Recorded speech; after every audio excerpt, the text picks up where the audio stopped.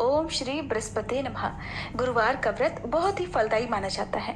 गुरुवार यानी बृहस्पतिवार के दिन श्री हरि विष्णु और बृहस्पति देवता की पूजा का विधान है। इस दिन लोग केले के पेड़ का भी पूजन करते हैं। बृहस्पति देवता को बुद्धि का कारक माना जाता है। अग्नि पुराण के अनुसार गुरुवार का व्रत अनुराधा नक्षत्र युक्त गुरुवार से आरंभ करके लगातार 7 गुरुवार करना चाहिए। इस दिन प्रातःकाल उठकर भगवान विष्णु का ध्यान कर व्रत का संकल्प लेना चाहिए और व्रत कथा का श्रवण करना चाहिए। तो प्रिय श्रोताओ, आज आपको सुना रहे हैं बृहस्पतिवार यानी गुरुवार व्रत की संपूर्ण कथा। आप सभी मन में बृहस्पति देवता का ध्यान करके कथा को पूरा सुनकर कमेंट बॉक्स में बृहस्पति देवता की जय जरूर लिखिएगा। पौराणिक कथा के अनुसार प्राचीन समय की बात है। एक बड़ा प्रतापी और दानी राजा था। वह प्रत्येक गुरुवार को व्रत रखता और पूजा किया करता। ये बात उसकी रानी को अच्छी नहीं लगती। न वह व्रत करती और न ही किसी को एक भी पैसा दान में देती, और राजा को भी ऐसा करने से मना किया करती। एक समय की बात है कि राजा शिकार खेलने वन को चले गए। घर पर रानी और दासी अकेली थी। उसी समय गुरु बृहस्पति साधु का रूप धारण कर राजा के दरवाजे पर भिक्षा मांगने गए। साधु ने रानी से भिक्षा मांगी। तब वह कहने लगी, हे साधु महाराज, मैं तो इस दान और पुण्य से तंग आ गई हूँ। आप कोई ऐसा उपाय बताइए जिससे ये सारा धन नष्ट हो जाए और मैं आराम से रह सकूं। तब साधु रूपी बृहस्पति देव कहने लगे, हे देवी, तुम बड़ी विचित्र हो। संतान और धन से भी कोई दुखी होता है। अगर तुम्हारे पास धन अधिक है तो इसे शुभ कार्यों में लगाओ, जिससे तुम्हारे दोनों लोग सुधरें। परंतु साधु की इन बातों से रानी खुश नहीं हुई। उसने कहा, महाराज, मुझे ऐसे धन की आवश्यकता नहीं जिसे मैं दान दूं और जिसको संभालने में ही मेरा सारा समय नष्ट हो जाए। साधु कहने लगे, अगर तुम्हारी ऐसी इच्छा है तो जैसा मैं तुम्हें बताता हूँ तुम वैसा ही करना। बृहस्पतिवार के दिन तुम घर को गोबर से लीपना, अपने केशों को पीली मिट्टी से धोना, केशों को धोते समय स्नान करना, राजा से हजामत बनवाने को कहना, भोजन में मांस मदिरा खाना और कपड़ा धोबी के यहाँ धुलने डालना। इस प्रकार 7 बृहस्पतिवार करने से तुम्हारा समस्त धन नष्ट हो जाएगा। ऐसा कहकर साधु बने बृहस्पति देव अंतर्ध्यान हो गए।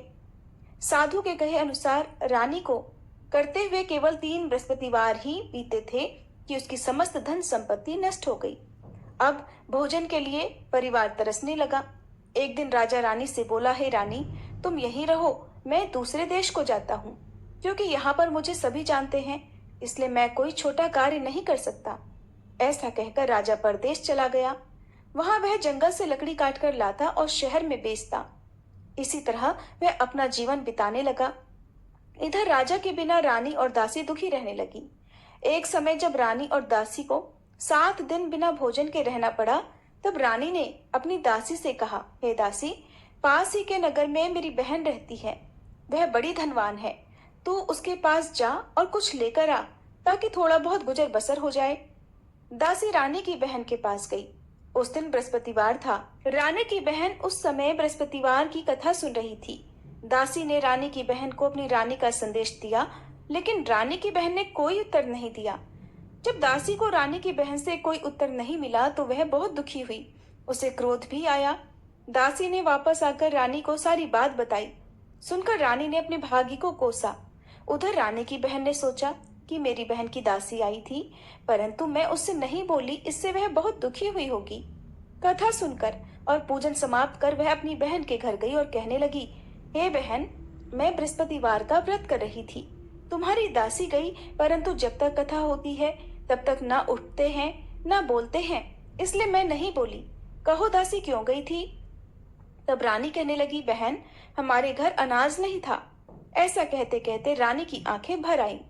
उसने दासियों समेत भूखा रहने की बात भी अपनी बहन को बताई। रानी की बहन बोली, बहन देखो, बृहस्पति देव भगवान सबकी मनोकामनाएं पूर्ण करते हैं। देखो, शायद तुम्हारे घर में अनाज रखा हो। ये सुनकर दासी घर के अंदर गई तो वहां उसे एक घड़ा अनाज का भरा मिल गया। उसे बड़ी हैरानी हुई, क्योंकि उसने तो एक एक बर्तन देख लिया था। उसने बाहर आकर रानी को बताया। दासी रानी से कहने लगी, हे रानी, जब हमको भोजन नहीं मिलता तो हम व्रत ही तो करते हैं, इसलिए क्यों न इनसे व्रत और कथा की विधि पूछ ली जाए। हम भी व्रत किया करेंगे। दासी के कहने पर रानी ने अपनी बहन से बृहस्पतिवार व्रत के बारे में पूछा। उसकी बहन ने बताया, बृहस्पतिवार के व्रत में चने की दाल और मुनक्का से विष्णु भगवान का केले की जड़ में पूजन करें और दीपक जलाएं। पीला भोजन करें और कथा सुने। इससे बृहस्पति देव भगवान प्रसन्न होते हैं और मनोकामना पूर्ण करते हैं। व्रत और पूजन की विधि बताकर रानी की बहन अपने घर लौट आई। रानी और दासी दोनों ने निश्चय किया कि बृहस्पति देव भगवान का पूजन जरूर करेंगे। 7 रोज बाद जब बृहस्पतिवार आया तब उन्होंने व्रत रखा। घुड़साल में जाकर चना और गुड़ बीन लाई और उसकी दाल से केले की जड़ तथा विष्णु भगवान का पूजन किया। अब पीला भोजन कहाँ से आए? दोनों बड़ी दुखी हुई, परंतु उन्होंने व्रत किया था, इसलिए बृहस्पति देव भगवान प्रसन्न थे। एक साधारण व्यक्ति के रूप में वे 2 थालों में सुंदर पीला भोजन लेकर आए और दासी को देकर बोले, हे दासी, ये भोजन तुम्हारे और तुम्हारी रानी के लिए है, इसे तुम दोनों ग्रहण करना। दासी भोजन पाकर बहुत प्रसन्न हुई। उसने रानी को सारी बात बताई। उसके बाद से वे प्रत्येक बृहस्पतिवार को गुरु भगवान का व्रत और पूजन करने लगी। बृहस्पति भगवान की कृपा से उनके पास धन हो गया, परंतु रानी फिर पहले की तरह आलस करने लगी। तब दासी बोली, देखो रानी, तुम पहले भी इसी प्रकार आलस करती थी। तुम्हें धन रखने में कष्ट होता था, इसी कारण सभी धन नष्ट हो गया। अब बृहस्पति देव भगवान की कृपा से धन मिला है तो तुम्हें फिर आलस होता है। बड़ी मुसीबतों के बाद हमने ये धन पाया है, इसलिए हमें अब दान पुण्य करना चाहिए। अब तुम भूखे मनुष्यों को भोजन कराओ, प्याऊ लगवाओ, ब्राह्मणों को दान दो, कुआं, तालाब, बावड़ी आदि का निर्माण कराओ, मंदिर पाठशाला बनवाकर ज्ञान दान दो, कुंवारी कन्याओं का विवाह करवाओ, अर्थात धन को शुभ कार्यों में खर्च करो, जिससे तुम्हारे कुल का यश बढ़े तथा स्वर्ग प्राप्त हो और पितर प्रसन्न हो। तब दासी की बात मानकर रानी शुभ कर्म करने लगी, जिससे उसका यश फैलने लगा। एक दिन रानी और दासी आपस में विचार करने लगी कि न जाने राजा किस दशा में होंगे। उनकी कोई खोज खबर भी नहीं है। उन्होंने श्रद्धा पूर्वक बृहस्पति भगवान से प्रार्थना की कि राजा जहां कहीं भी हो शीघ्र वापस आ जाएं। उधर राजा परदेश में बहुत दुखी रहने लगा। वह प्रतिदिन जंगल से लकड़ी बीनकर लाता और उसे शहर में बेचकर अपने दुखी जीवन को बड़ी कठिनाई से बिता रहा था। एक दिन दुखी होकर अपनी पुरानी बातों को याद करके वह रोने लगा और उदास हो गया। उसी समय राजा के पास बृहस्पति देव साधु के वेश में आकर बोले, हे लकड़हारे, तुम इस सुनसान जंगल में किस चिंता में बैठे हो, मुझे बताओ। यह सुनकर राजा की आंखों में आंसू भर आए। साधु को प्रणाम करके राजा ने अपनी पूरी कहानी सुना दी। महात्मा दयालु होते हैं।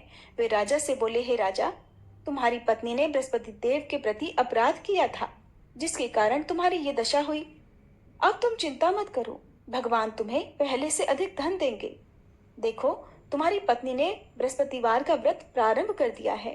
अब तुम भी बृहस्पतिवार का व्रत करके चने की दाल और गुड़ जल के लोटे में डालकर केले का पूजन करो, फिर कथा कहो या सुनो। भगवान तुम्हारी सभी कामनाओं को पूर्ण करेंगे। साधु की बात सुनकर राजा बोला, हे प्रभु, लकड़ी बेचकर तो इतना पैसा भी नहीं मिलता जिससे भोजन के बाद में कुछ बचा सकूं, और मैंने रात में अपनी रानी को व्याकुल देखा है। मेरे पास कोई साधन नहीं जिससे उसका समाचार जान सकूं, फिर मैं कौन सी कहानी कहूं, ये भी मुझको नहीं पता। साधु महाराज कहने लगे, हे राजा, मन में बृहस्पति भगवान के पूजन व्रत का निश्चय करो, वे स्वयं तुम्हारे लिए कोई राह बना देंगे। बृहस्पतिवार के दिन तुम रोजाना की तरह लकड़ियां लेकर शहर में जाना। तुम्हें रोज से 2 गुना धन मिलेगा, जिससे तुम भली भांति भोजन कर लोगे और बृहस्पति देव की पूजा का सामान भी आ जाएगा। जो तुमने बृहस्पतिवार की कहानी के बारे में पूछा है वह इस प्रकार है। प्राचीन काल में एक बहुत ही निर्धन ब्राह्मण था। उसके कोई संतान नहीं थी। वह नित्य पूजा पाठ करता, लेकिन उसकी स्त्री ना तो स्नान करती ना किसी देवता का पूजन करती। इस कारण ब्राह्मण देवता बहुत दुखी रहते थे। फिर भगवान की कृपा से ब्राह्मण के यहाँ एक कन्या उत्पन्न हुई। वह कन्या बड़ी होने लगी। प्रातःकाल स्नान करके वह भगवान विष्णु का जप करती, बृहस्पतिवार का व्रत भी करने लगी। पूजा पाठ समाप्त कर पाठशाला जाती तो वह अपनी मुट्ठी में जौ भर के ले जाती और पाठशाला के मार्ग में डालती जाती। लौटते समय वही जौ स्वर्ण के हो जाते तो उनको बीनकर घर ले आती। एक दिन वह बालिका सूप में उन सोने के जौ को फटक कर साफ कर रही थी कि तभी उसकी माँ ने देख लिया और कहने लगी, हे बेटी, सोने के जौ को फटकने के लिए तो सोने का सूप भी होना चाहिए। दूसरे दिन गुरुवार था। कन्या ने व्रत रखा और बृहस्पति देव से सोने का सूप देने की प्रार्थना की। बृहस्पति देव ने उसकी प्रार्थना स्वीकार कर ली। रोजाना की तरह वह कन्या जौ फैलाती हुई पाठशाला चली गई। पाठशाला से लौटकर जब वह जौ बीन रही थी, तब बृहस्पति देव की कृपा से उसे सोने का सूप भी मिल गया।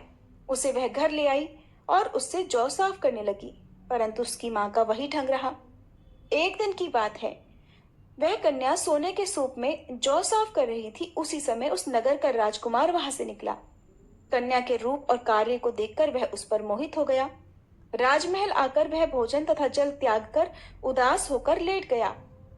राजा को जब राजकुमार द्वारा अन्न जल त्यागने का समाचार ज्ञात हुआ, तब वह अपने मंत्रियों के साथ अपने पुत्र के पास गया और कारण पूछा। राजकुमार ने राजा को उस लड़की के घर का पता भी बता दिया। मंत्री उस लड़की के घर गया। मंत्री ने ब्राह्मण के समक्ष राजा की ओर से निवेदन किया और कुछ ही समय बाद ब्राह्मण की कन्या का विवाह राजकुमार के साथ संपन्न हो गया। कन्या के घर से जाते ही ब्राह्मण देवता के घर में पहले की तरह गरीबी का निवास हो गया। एक दिन दुखी होकर ब्राह्मण अपनी पुत्री से मिलने गए। बेटी ने पिता की दुखी अवस्था को देखा और अपनी माँ का हाल पूछा। ब्राह्मण देवता ने सभी हाल कह सुनाया। तब कन्या ने बहुत सा धन देकर अपने पिता को विदा कर दिया, लेकिन कुछ दिन के बाद फिर वही हाल हो गया। ब्राह्मण फिर अपनी कन्या के यहाँ गया और सभी हाल कहा तो पुत्री बोली, हे पिताजी, आप माताजी को यहाँ लिवा लाओ, मैं उन्हें वह विधि बता दूंगी जिससे गरीबी दूर हो जाए। ब्राह्मण देवता अपनी पत्नी को साथ लेकर अपनी पुत्री के पास राजमहल पहुंचे। तब पुत्री अपनी माँ को समझाने लगी, हे माँ, तुम प्रातःकाल स्नान आदि करके विष्णु भगवान का पूजन करो तो सब दरिद्रता दूर हो जाएगी। परंतु उसकी माँ ने उसकी एक बात भी नहीं मानी। वह प्रातःकाल उठकर अपनी पुत्री की बची जूठन को खा लेती थी। एक दिन उसकी पुत्री को बहुत गुस्सा आया। उसने अपनी माँ को एक कोठरी में बंद कर दिया। प्रातः उसे स्नान आदि करा के पूजा पाठ करवाया तो उसकी माँ की बुद्धि ठीक हो गई। इसके बाद वह नियम से पूजा पाठ करने लगी और प्रत्येक बृहस्पतिवार को व्रत भी रखने लगी। इस व्रत के प्रभाव से मृत्यु के बाद वह स्वर्ग को गई। वह ब्राह्मण देवता भी सुखपूर्वक इस लोक का सुख भोगकर स्वर्ग को प्राप्त हुए। इस तरह कहानी कहकर साधु बने देवता वहां से आलोप हो गए। धीरे धीरे समय बीतने पर फिर बृहस्पतिवार का दिन आया। राजा जंगल से लकड़ी काटकर शहर में बेचने गया। उसे उस दिन और दिनों से अधिक धन मिला। राजा ने चना गुड़ आदि लाकर बृहस्पतिवार का व्रत किया। उस दिन से उसके सभी क्लेश दूर हुए। परंतु जब अगले गुरुवार का दिन आया तो वह बृहस्पतिवार का व्रत करना भूल गया। इसी कारण बृहस्पति भगवान नाराज हो गए। उस दिन उस नगर के राजा ने विशाल यज्ञ का आयोजन किया था तथा अपने समस्त राज्य में घोषणा करवा दी कि सभी मेरे यहाँ भोजन करने आए, किसी के घर चूल्हा न जले और इस आज्ञा को जो न मानेगा उसको फांसी की सजा दी जाएगी। राजा की आज्ञा अनुसार राज्य के सभी निवासी राजा के भोज में सम्मिलित हुए, लेकिन लकड़हारा कुछ देर से पहुंचा, इसलिए राजा उसको अपने साथ महल में ले गए। जब राजा लकड़हारे को भोजन करा रहे थे, तब रानी की दृष्टि उस खूंटी पर पड़ी जिस पर उसका हार लटका हुआ था। उसे हार खूंटी पर लटका दिखाई नहीं दिया। रानी को निश्चय हो गया कि मेरा हार इसी लकड़हारे ने चुरा लिया है। उसी समय सैनिकों को बुलवाकर उसको जेल में डलवा दिया। अब लकड़हारा जेल में विचार करने लगा कि न जाने कौन से पूर्व जन्म के कर्म से मुझे ये दुख प्राप्त हुआ है, और जंगल में मिले साधु को याद करने लगा। तत्काल बृहस्पति देव साधु के रूप में प्रकट हो गए और कहने लगे, अरे मूर्ख, तूने बृहस्पति देवता की कथा नहीं की, उसी कारण तुझे ये दुख प्राप्त हुआ है। अब चिंता मत कर, बृहस्पतिवार के दिन जेल खाने के दरवाजे पर तुझे 4 पैसे पड़े मिलेंगे। उनसे तू बृहस्पतिवार की पूजा करना तो तेरे सभी कष्ट दूर हो जाएंगे। अगले बृहस्पतिवार उसे जेल के द्वार पर 4 पैसे मिले। राजा ने पूजा का सामान मंगाकर कथा कही और प्रसाद बांटा। उसी रात में बृहस्पति देव ने उस नगर के राजा को स्वप्न में कहा, हे राजा, तूने जिसे जेल में बंद किया है उसे कल छोड़ देना, वह निर्दोष है। राजा प्रातःकाल उठा और खूंटी पर हार टंगा देखकर लकड़हारे को बुलाकर क्षमा मांगी तथा राजा के योग्य सुंदर वस्त्र आभूषण भेंट कर उसे विदा किया। गुरुदेव की आज्ञा के अनुसार राजा अब अपने नगर को चल दिया। राजा जब नगर के निकट पहुंचा तो उसे बड़ा ही आश्चर्य हुआ। नगर में पहले से अधिक बाग, तालाब और कुएं तथा बहुत सी धर्मशालाएं, मंदिर आदि बने हुए थे। राजा ने पूछा, ये किसका बाग और धर्मशाला है? तब नगर के सभी लोग कहने लगे, ये सब रानी और दासी द्वारा बनवाए गए हैं। राजा को आश्चर्य हुआ और गुस्सा भी आया कि उसकी अनुपस्थिति में रानी के पास धन कहाँ से आया होगा। उधर जब रानी ने ये खबर सुनी कि राजा आ रहे हैं तो उसने अपनी दासी से कहा, हे दासी देख, राजा हमको कितनी बुरी हालत में छोड़ गए थे। वो हमारी ऐसी हालत देखकर लौट न जाएं, इसलिए तू दरवाजे पर खड़ी हो जा। रानी की आज्ञा अनुसार दासी दरवाजे पर खड़ी हो गई और जब राजा आए तो उन्हें अपने साथ महल में लिवा लाई। तब राजा ने क्रोध करके अपनी तलवार निकाली और पूछने लगा, बताओ ये धन तुम्हें कैसे प्राप्त हुआ। तब रानी ने सारी कथा कह सुनाई। राजा ने निश्चय किया कि मैं रोजाना दिन में 3 बार कहानी कहा करूंगा और रोज ही व्रत किया करूंगा।